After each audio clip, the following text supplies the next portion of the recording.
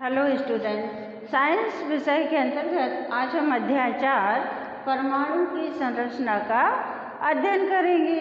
तो बच्चों, जैसा हम जानते हैं कि किसी परमाणु, पहले तो ये कि परमाणु किसे कहा जाता है, तो किसी तत्व का सबसे छोटा कण जिसे हम और अधिक छोटे कणों में विभाजित नहीं कर सकते, वह परमाणु कहलाता है। तो प्रत्येक तत्व समान रासायनिक गुणों वाले परमाणुओं से मिलकर बनता है और परमाणु किसी तत्व का आधारभूत कण होता है, यानी परमाणु मिलकर ही किसी पदार्थ की संरचना बनाते हैं। तो किसी पदार्थ का सबसे छोटा कण परमाणु कहलाता है। हम यहाँ परमाणु की संरचना देखेंगे कि परमाणु होता किस प्रकार का है। तो यहाँ आप देख सकते हो कि परमाणु में 3 प्रकार के कण पाए जाते हैं। किसी परमाणु में 3 प्रकार के कण पाए जाते हैं जो आवेशित कण कहलाते हैं। ठीक है, तो एक प्रोटॉन होता है इसमें, जिस पर कि धन आवेश होता है, यानी प्रोटॉन पर धन आवेश होता है। और अगला न्यूट्रॉन होता है। न्यूट्रॉन उदासीन होता है। उदासीन मतलब ना तो इस पर धन आवेश होता है, ना ही इस पर ऋण आवेश होता है, यानी इस पर किसी भी प्रकार का आवेश नहीं होता है। और एक है, अगला है इसका तीसरा, इलेक्ट्रॉन।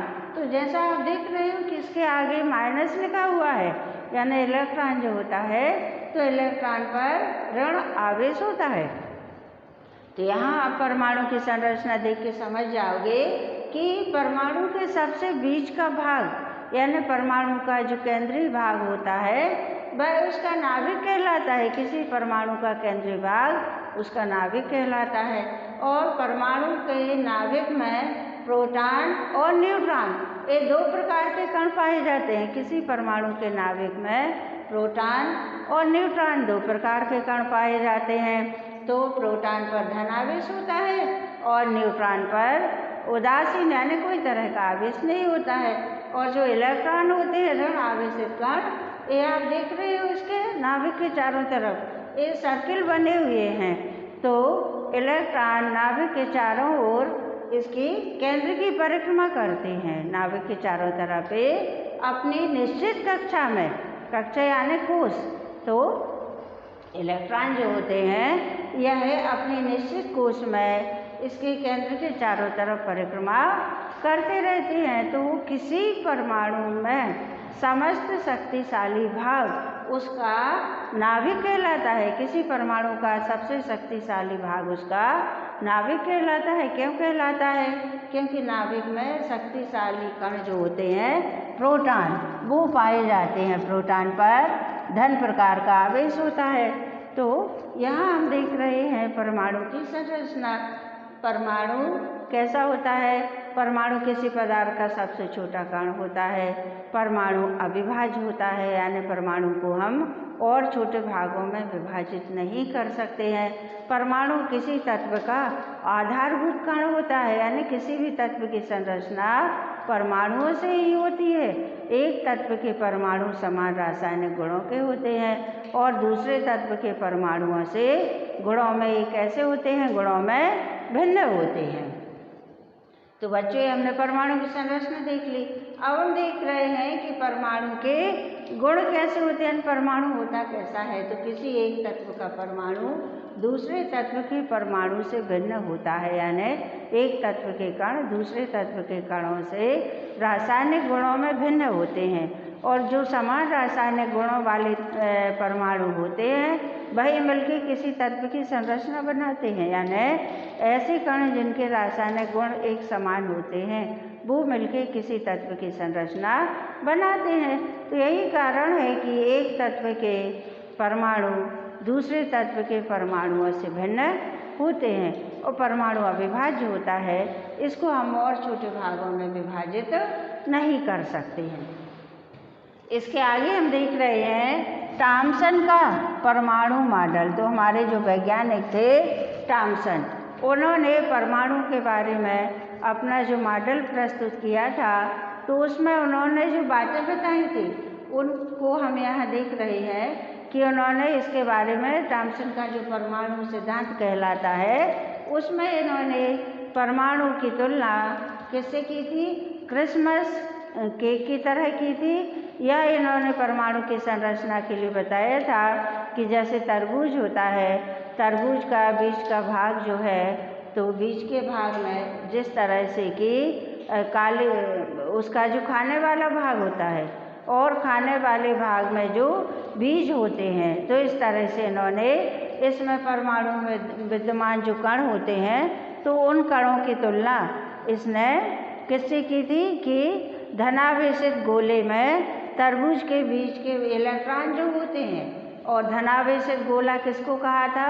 जो खाने वाला लाल भाग है उसको धनावेशित गोला कहा था, और जो काले बीज उसमें बीच बीच में पाए जाते हैं उनकी तुलना इसने इलेक्ट्रॉन से की थी। ठीक है, तो हमारे जो महान वैज्ञानिक थे उन्होंने परमाणु की तुलना क्रिसमस केक की तरह या तरबूज की तरह इन्होंने की थी। अब इनके हम सिद्धांतों को देख रहे हैं कि इन्होंने कौन कौन से सिद्धांत परमाणु के बारे में प्रस्तुत किए थे। पहला सिद्धांत इन्होंने दिया था परमाणु धनावेशित गोले का बना होता है, यानी परमाणु का पूरा भाग जो है वह धन आवेशित गोले का बना हुआ होता है, और इलेक्ट्रॉन जो होते हैं वो इसमें धसे हुए रहते हैं। जैसा कि अभी हमने बताया कि इसका तरबूज का जो खाद्य वाला भाग होता है लाल रंग का, वो उसकी तुलना इन्होंने प्रोटॉन से की थी, और जो उसमें काले बीज पाए जाते हैं बीच बीच में, उसकी तुलना इन्होंने इलेक्ट्रॉन से की थी। तो यानी परमाणु धन आवेशित गोले का बना होता है और इलेक्ट्रॉन उसमें धसे हुए रहते हैं। और दूसरा इन्होंने कहा था किसी परमाणु में इलेक्ट्रॉन ऋणावेश और प्रोटॉन धन आवेश दोनों ये समान मात्रा में होते हैं। इन्होंने कहा था कि कोई भी परमाणु है तो परमाणु में इलेक्ट्रॉन जिस पर ऋणावेश होता है और प्रोटॉन जिस पर धनावेश होता है, तो दोनों समान मात्रा में होते हैं। अच्छा, जब दोनों समान मात्रा में होंगे फिर क्या होगा? परमाणु वैद्युत उदासीन हो जाएगा, यानी दोनों समान हैं, तो समान रूप से जब होने से धनावेश और ऋणावेश दोनों की समान मात्रा होने से परमाणु कैसा हो जाएगा? वैद्युत उदासीन होता है, यानी परमाणु में ना तो धनावेश अधिक मात्रा में पाया जाता है ना ही ऋणावेश अधिक मात्रा में पाया जाता है, यानी दोनों आवेश एक दूसरे को संतुलित कर देते हैं। धनावेश को ऋणावेश संतुलित कर देता है और ऋणावेश को धनावेश संतुलित कर देता है। तो इस तरह से दोनों समान मात्रा में पाए जाते हैं। इसलिए परमाणु कैसा होता है? परमाणु वैद्युत रूप से उदासीन होता है। ठीक है, तो हम देख रहे हैं कि जो थॉमसन ने जो परमाणु मॉडल दिया था, तो इसी के आधार पर अन्य हमारे जो वैज्ञानिक आए, इसके बाद में जो वैज्ञानिक ने उन्होंने इसी सिद्धांत को आधार मानकर परमाणु के बारे में और अधिक जानकारी प्रस्तुत की। तो इनके बाद में जो हमारे रदरफोर्ड आए, रदरफोर्ड का परमाणु मॉडल जो कहलाता है, तो रदरफोर्ड ने उनके मन में जिज्ञासा थी, रदरफोर्ड के थॉमसन का परमाणु मॉडल इन्होंने देखा, अन्य खोजें इन्होंने की परमाणु के बारे में, तो इनके मन में यह जानने की जिज्ञासा थी बहुत ज़्यादा कि इलेक्ट्रॉन परमाणु के भीतर कैसे व्यवस्थित हो सकते हैं। ठीक है, तो उन्होंने क्या किया कि एक प्रयोग किया, इसको परमाणु की संरचना को समझाने के लिए इन्होंने एक प्रयोग किया, और उसमें इन्होंने क्या किया कि तेज़ गति से चल रहे अल्फा के जो कण हैं, तो उनको इन्होंने एक सोने की पतली पन्नी बनाई। तो इन्होंने पहले सोने की एक पतली पन्नी बनाई, फिर उस पर अल्फा कणों की बौछार की। अल्फा कणों की बौछार क्योंकि अल्फा कण जो है बहुत ही तीव्र गति से, इनकी गति बहुत ही तीव्र होती है। तो इसके लिए इन्होंने क्या किया कि इन्होंने सोने की जो है एक बहुत पतली पन्नी बनाई और उस पर अल्फा के कणों की बौछार की। तो इससे क्या हुआ कि इन्होंने सोने की पन्नी को क्यों चुना? क्योंकि सोने जो होता है तो सोने के पतले से पतले तार बनाए जा सकते हैं। ठीक है, तो सोने की यह जो पन्नी थी बहुत पतली इन्होंने बनाई थी और पतले रूप में इसको बनाया जा सकता था, क्योंकि सोने में तन्यता का गुण बहुत अधिक पाया जाता है। 1 ग्राम सोने से 1 ग्राम सोना कितना होता है, तो 1 ग्राम सोने से करीब 2 किलोमीटर लंबा तार खींचा जा सकता है, यानी सोने को पतले से पतले तार के रूप में या पन्नी के रूप में बदला जा सकता है। तो इन्होंने जो सोने की पन्नी बनाई थी, तो एक के ऊपर एक 1000 परमाणुओं को रखा जाए उतना पन्नी की मोटाई थी। यानी आप जो विज्ञान की बुक है, तो विज्ञान के बुक में 1 पेज की जो मोटाई है वही इनकी सोने की पन्नी की मोटाई थी। ठीक है, तो इन्होंने क्या किया था कि पन्नी बनाकर उसको सीधे ऐसा लगा दिया था और उसके ऊपर अल्फा कणों की इन्होंने बौछार की थी, यानी तीव्र गति से अल्फा कणों को इन्होंने सोने की पन्नी से टकराया था। तो जब इन्होंने अल्फा कणों को टकराया तो इन्होंने क्या इसका नतीजा या क्या परिणाम देखा, उसका हम अध्ययन करते हैं। तो इन्होंने देखा कि अल्फा कण जो थे द्वि आवेशित हीलियम के कण थे, यानी ये कैसे थे, धनावेशित थे। अल्फा के कण धनावेशित थे और इनका द्रव्यमान 4U यानी 4 इकाई 4 यूनिट होता है। तो इसलिए ये तीव्र गति से जो अल्फा कण जो बहुत ही तीव्र गति से चल रहे थे और उनमें क्या थी, ऊर्जा भी इनमें पर्याप्त रूप से थी, क्योंकि इन पर धनावेश था। तो धनावेश के कारण ये बहुत ही तीव्र गति से ये पन्नी से टकरा रहे थे। दूसरा है, इनका यह अनुमान था कि अल्फा कण सोने के परमाणुओं में विद्यमान जो अपपरमाणु कण हैं, तो उनके द्वारा ही विक्षेपित हो जाएंगे। इनका ये विचार था कि अल्फा कण जब सोने की पन्नी से टकराएंगे तो सोने की पन्नी में जो परमाणु हैं और उन परमाणुओं में जो कण हैं, तो उन कणों से जब ये अल्फा कण टकराएंगे तो ये विक्षेपित हो जाएंगे। विक्षेपित यानी इधर उधर हो जाएंगे। ठीक है, क्यों हो जाएंगे विक्षेपित, क्योंकि जब अल्फा कण पर धनावेश है और सोने की पन्नी में जो परमाणु है, परमाणु में जो प्रोटॉन है उस पर भी धनावेश है, तो जब अल्फा कण का धनावेश पन्नी के प्रोटॉन के धनावेश से टकराएगा तो ये विक्षेपित हो जाएंगे। क्यों हो जाएंगे, क्योंकि समान आवेश एक दूसरे को प्रतिकर्षित करते हैं और विपरीत आवेश जो होता है, विपरीत आवेश एक दूसरे को आकर्षित करते हैं। तो इनका ये मत था कि अल्फा कण सोने की पन्नी से टकराएंगे तो प्रोटॉन के पास जैसे ही पहुंचेंगे तो प्रोटॉन का और इनका प्रतिकर्षण होगा और ये अपना रास्ता बदल देंगे, इधर उधर हो जाएंगे। तो ये कैसे हो जाएंगे, विक्षेपित हो जाएंगे। अब क्या था, चूँकि अल्फा कण जो थे वो प्रोटॉन से भी ज़्यादा भारी थे, अल्फा कण प्रोटॉन से भारी थे, इसलिए उन्होंने अधिक विक्षेप, इसलिए समझ गए थे कि प्रोटॉन से ज़्यादा भारी हैं तो हो सकता है कि इनका प्रभाव ज़्यादा रहे।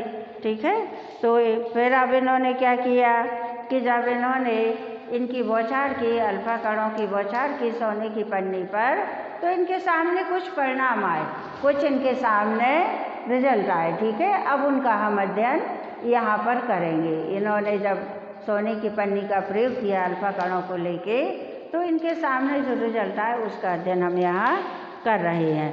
तो पहले तो ये था कि जो तीव्र गति से अल्फा कण सोने की पन्नी से टकरा रहे थे, वो कुछ अल्फा कण सीधे आर पार निकल गए, सोने की पन्नी से टकराए और टकराते हुए सीधे सोने की पन्नी के उस पार वो निकल गए।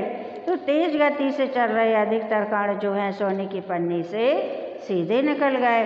कुछ अल्फा कण पन्नी के द्वारा क्या है, बहुत छोटे, यानी पन्नी के थोड़ा सा विक्षेपण लिया, यानी जो प्रोटॉन कण थे, प्रोटॉन के हल्का सा गैप देकर ये उस पार निकल गए, या थोड़ा सा कुछ कण मुड़ गए थे। ठीक है, और आश्चर्यजनक रूप से प्रत्येक 12,000 कणों में से एक कण वापस आ गया, यानी इनको ये प्रयोग देख के प्रयोग बार बार इस प्रयोग को इन्होंने किया था, तो इस प्रयोग से इनको बहुत आश्चर्य हुआ कि 12,000 कण जो टकरा रहे थे उसमें से एक कण वापस आ रहा था। बाकी कण क्या कर रहे थे, कुछ कण तीव्र गति से पन्नी के उस पार निकल जा रहे थे और कुछ कण जो है थोड़ा सा जैसे गोल का सेंटर है, यहाँ से टकराए तो थोड़ा सा इधर उधर विक्षेपित हो गए थे, यानी यहाँ से आ रहे हैं, यहाँ से तो ऐसे मुड़ गए थे, इस तरह से कुछ थोड़ा सा विक्षेपित हो गए थे। और इसमें से एक कण जो था 12,000 कणों में से एक कण जो है वह आश्चर्यजनक रूप से क्या हुआ था, ऐसा आया था यहाँ तक और सीधा वापस चला गया था।